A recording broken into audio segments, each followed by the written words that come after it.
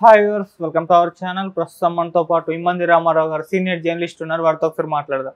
Sir నమస్కారం. Sir నమస్తే బాబు. Sir, YCP నేత బోరగడ్డ అనిల్, మనకు తెలుసు, పవన్ కళ్యాణ్ గారి పైన అండ్ చంద్రబాబు నాయుడు గారి పైన ఎప్పుడు కూడా అనుచిత వ్యాఖ్యలు చేయడంలో ఈయన ముందుంటారు. అయితే ఈయన ఆఫీస్కి దుండగులు నిప్పు పెట్టడం జరిగింది సార్. మొత్తం ఆఫీస్ తగలబడిపోతున్న దృశ్యాలన్నీ కూడా మన సోషల్ మీడియాలో వైరల్ అవుతున్నాయి. మరి ఎవరు చేస్తారు, ఏం జరిగింది సార్ అసలు? ఫస్ట్ ఆఫ్ ఆల్ ఆయన వైసీపీ నేత కాదు, ఆ మాట ఆయనే చెప్పాడు. తర్వాత జగన్మోహన్ రెడ్డి గారి సింపథైజర్స్ ఓకే, అంటే కొన్ని లక్షల మందిలో ఒకడు. ఆయనకి అంత అధికారం ఎక్కడి నుంచి వచ్చింది? ఈయన ఒక కిరాయి హంతకుడు, అంటే 420. ఆయన మీద ఎన్నో కేసులు ఉన్నాయి. కర్ణాటకలో ఈయన ఐఏఎస్ అని చెప్పుకొని తిరిగాడు, అంతటి ప్రబుద్ధుడు.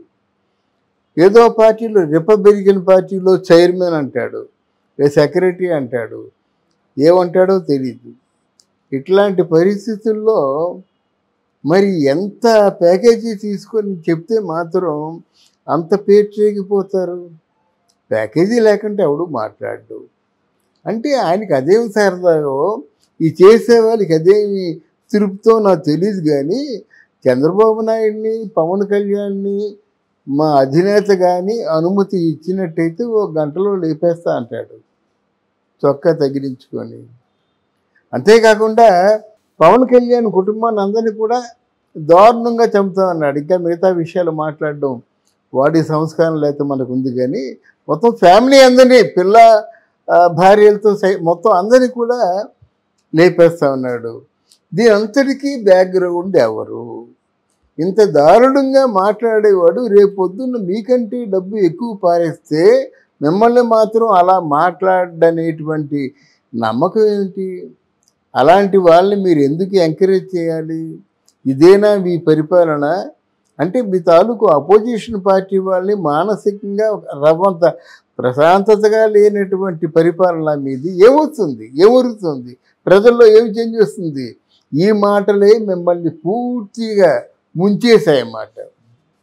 ఇక్కడ అనిల్ కుమార్ గురించి చెప్పేది ఏంటంటే, అనిల్ కుమార్ని ఎవడు నమ్మడు.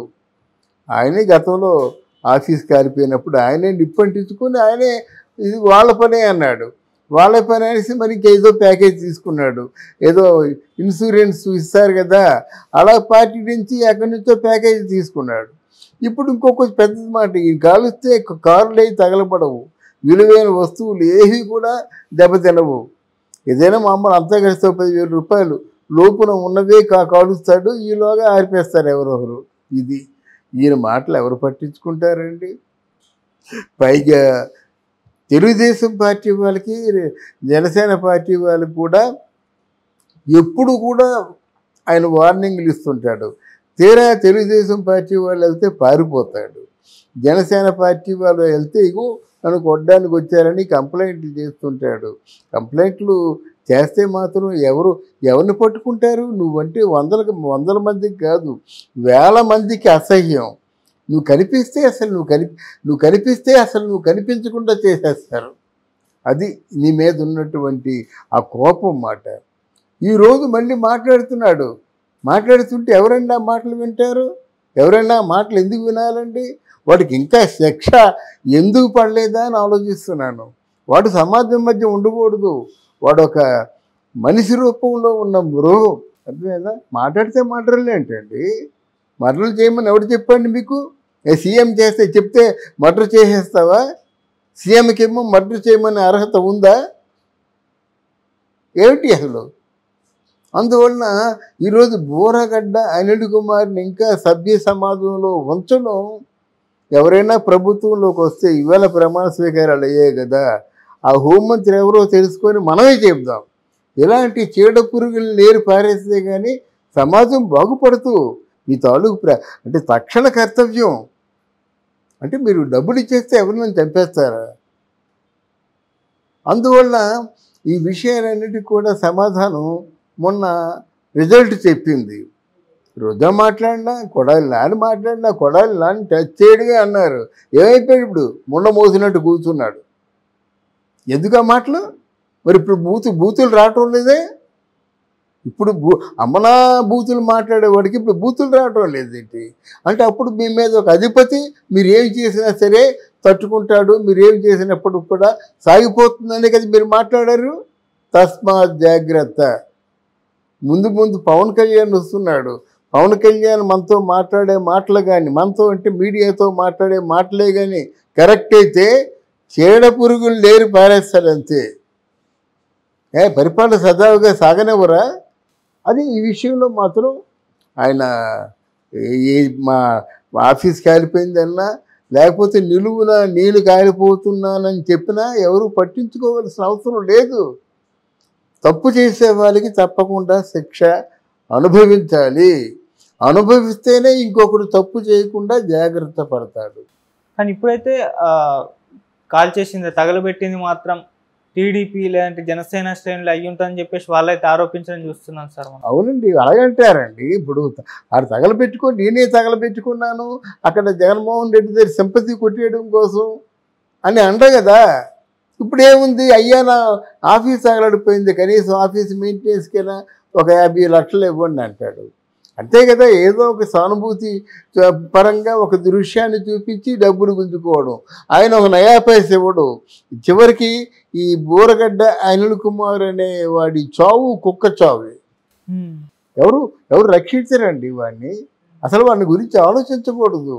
వాళ్ళు 4 తిట్లు తిట్టాలి, ఎందుకురా ఈ జన్మ అని వాడి జన్మ మీద వాడికే విరక్తి కలగాలన్నమాట. నాకు ఎందుకంటే అంత కోపం వస్తుందండి. ఎవరి పిల్లల్ని, ఎవరి తల్లుల్ని, ఎవరి కూతుర్ని వాడు గంటలో ఫినిష్ చేసేస్తాడండి. అంటే నీ చేతిలో కత్తి ఉంటే ఫినిష్ చేసేస్తావా? మార్కెట్లో 190 కత్తులు దొరుకుతున్నాయి. కత్తికొకరిని చంపేస్తే ఇంకేముంది? అందువల్ల ఇట్లాంటి మనకు ఉదాహరణగా మిగిలిపోతారన్నమాట. ఇంత దారుణంగా మాట్లాడేవాళ్ళు మళ్ళీ ఏదో పని చేసి ఏదో విధంగా సింపతి గెయిన్ చేసి ఏం చేస్తారు? వీళ్ళు చేయగలిగింది ఏం లేదు. జరగవలసినంత అపకారం జరిగిపోయింది ఆ పార్టీకి ఇలాంటి వాళ్ళ వల్లనే.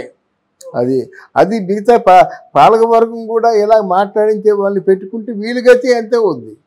అది మీరు మాట్లాడండి, నాయకులు మీ మనసులో భావాలు మీరు చెప్పండి, మీకు జరుగుతున్న అన్యాయం మీరు చెప్పండి, మీ ప్రోగ్రెస్ని అడ్డుకుంటున్న వాళ్ళ గురించి మీరు చెప్పండి. ఎవరి చేత కిరాయి వాళ్ళ చేత మాట్లాడించలేటి? ఒక రోజా, ఒక అనిల్ కుమార్ యాదవ్, ఒక అంబటి రాంబాబు, పేరుని నాని, కొడాలి నాని, వల్లభనేని వంశీ మాట్లాడేసి అయిపోతుందా? వీళ్ళేమి స్పోక్స్ మ్యాన్లా? వీళ్ళు అధికార స్పోక్స్ మ్యాన్లా? వాళ్ళు శాఖ మరిచిపోయి మాటలేంటండి ఇదంతానా? ఎంత దారుణం, కాకపోతే ఎంత ఘోరంగా ఆంధ్రదేశం పతనం అయిపోయినట్టు ఇలాంటి మాటలు మనం వింటాం. కనుక ఆయనకి ఎంత పనిష్మెంట్ అయినా అనుభవించి తీరాల్సిందే. వాడే కాదు, ఆ రూపంలో ఉన్నవాళ్ళు, అలా చేసిన వాళ్ళు ఎవరికైనా తగిన శిక్ష వేస్తే ఇంకొకటి తప్పు చేయడు. కానీ ఇప్పుడైతే కాల్ చేసింది, తగలబెట్టింది మాత్రం టీడీపీ లేదంటే జనసేన శ్రేణులు అయ్యి ఉంటుందని చెప్పేసి వాళ్ళైతే ఆరోపించడం చూస్తున్నాను సార్. అవునండి, అలాగంటారండి. ఇప్పుడు ఆడు తగలబెట్టుకొని నేనే తగలబెట్టుకున్నాను అక్కడ జగన్మోహన్ రెడ్డి దగ్గర సింపతి కొట్టేయడం కోసం అని అంట కదా. ఇప్పుడు ఏముంది, అయ్యా నా ఆఫీస్ తగలడిపోయింది, కనీసం ఆఫీస్ మెయింటెనెన్స్కైనా ఒక 50 లక్షలు ఇవ్వండి అంటాడు. అంతే కదా, ఏదో ఒక సానుభూతి పరంగా ఒక దృశ్యాన్ని చూపించి డబ్బులు గుంజుకోవడం. ఆయన ఒక నయా పైస ఇవ్వడు. చివరికి ఈ బూరగడ్డ అనిల్ కుమార్ అనే వాడి చావు కుక్క చావు. ఎవరు రక్షించరండి వాడిని. అసలు వాడిని గురించి ఆలోచించకూడదు. వాళ్ళు 4 తిట్లు తిట్టాలి, ఎందుకురా ఈ జన్మ అని వాడి జన్మ మీద వాడికే విరక్తి కలగాలన్నమాట. నాకు ఎందుకంటే అంత కోపం వస్తుందండి. ఎవరి పిల్లల్ని, ఎవరి తల్లుల్ని, ఎవరి కూతుర్ని వాడు గంటలో ఫినిష్ చేసేస్తాడండి. అంటే నీ చేతిలో కత్తి ఉంటే ఫినిష్ చేసేస్తావా? మార్కెట్లో 190 కత్తులు దొరుకుతున్నాయి. కత్తికొకరిని చంపేస్తే ఇంకేముంది? అందువల్ల ఇట్లాంటి మనకు ఉదాహరణగా మిగిలిపోతారన్నమాట. ఇంత దారుణంగా మాట్లాడేవాళ్ళు మళ్ళీ ఏదో పని చేసి ఏదో విధంగా సింపతి గెయిన్ చేసి ఏం చేస్తారు? వీళ్ళు చేయగలిగింది ఏం లేదు. జరగవలసినంత అపకారం జరిగిపోయింది ఆ పార్టీకి ఇలాంటి వాళ్ళ వల్లనే. అది మిగతా పాలకవర్గం కూడా ఇలా మాట్లాడించే వాళ్ళని పెట్టుకుంటే వీలు గతి అంతే ఉంది. అది మీరు మాట్లాడండి, నాయకులు మీ మనసులో భావాలు మీరు చెప్పండి, మీకు జరుగుతున్న అన్యాయం మీరు చెప్పండి, మీ ప్రోగ్రెస్ని అడ్డుకుంటున్న వాళ్ళ గురించి మీరు చెప్పండి. ఎవరి చేత కిరాయి వాళ్ళ చేత మాట్లాడించలేటి? ఒక రోజా, ఒక అనిల్ కుమార్ యాదవ్, ఒక అంబటి రాంబాబు, పేరుని నాని, కొడాలి నాని, వల్లభనేని వంశీ మాట్లాడేసి అయిపోతుందా? వీళ్ళేమి స్పోక్స్ మ్యాన్లా? వీళ్ళు అధికార స్పోక్స్ మ్యాన్లా? వాళ్ళు శాఖ మరిచిపోయి మాటలేంటండి ఇదంతానా? ఎంత దారుణం, కాకపోతే ఎంత ఘోరంగా ఆంధ్రదేశం పతనం అయిపోయినట్టు ఇలాంటి మాటలు మనం వింటాం. కనుక ఆయనకి ఎంత పనిష్మెంట్ అయినా అనుభవించి తీరాల్సిందే. వాడే కాదు, ఆ రూపంలో ఉన్నవాళ్ళు, అలా చేసిన వాళ్ళు ఎవరికైనా తగిన శిక్ష వేస్తే ఇంకొకటి తప్పు చేయడు. Okay sir, thank you so much. Thank you అమ్మా.